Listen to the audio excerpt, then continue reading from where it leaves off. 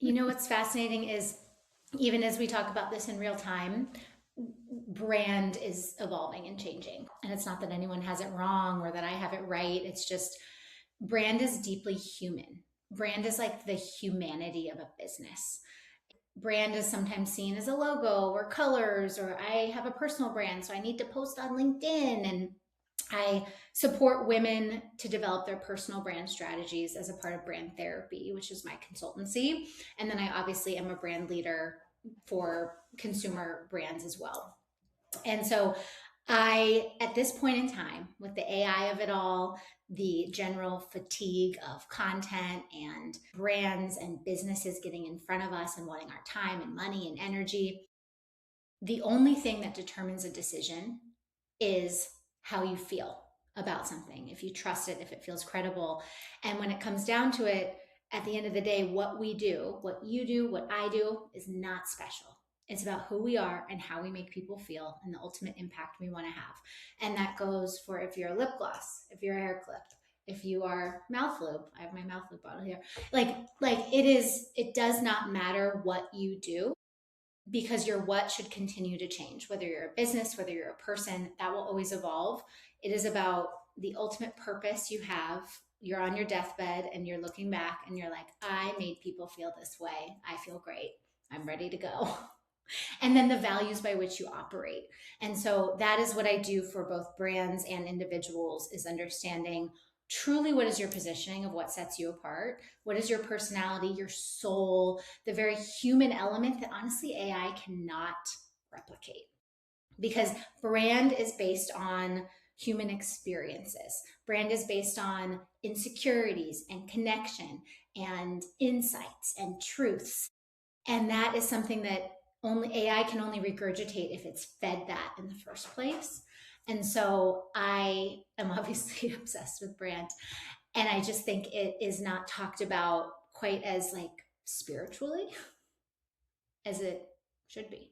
So we, at Cherry Genius, for us, it's people first media. And we always say you can copy people's messages, you can copy the product, yada, yada, but you can't copy people. People are the last moat. They're the differentiator. That's why people buy what they buy.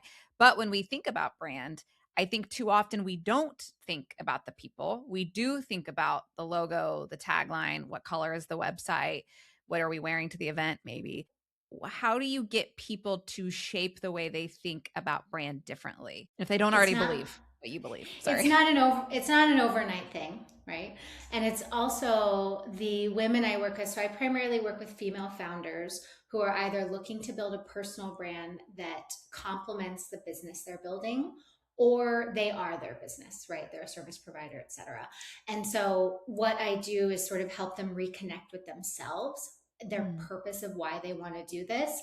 And then we obviously codify that, we articulate that.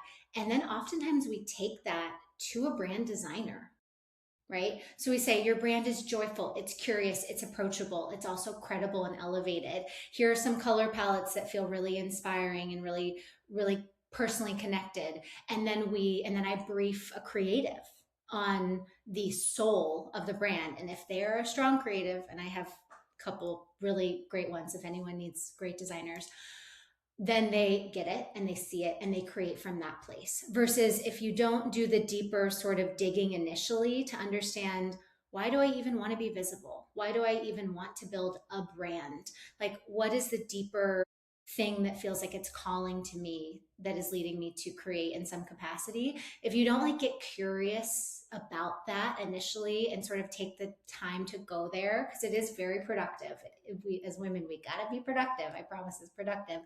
Then you save time across everything. Because honestly, I have clients, I'm like, do not go pay a designer $12,000 to do a brand identity when you haven't done this initial exploration first. Because then it also determines where you want to show up. Maybe it's only LinkedIn and not Instagram. Maybe you're going on Substack.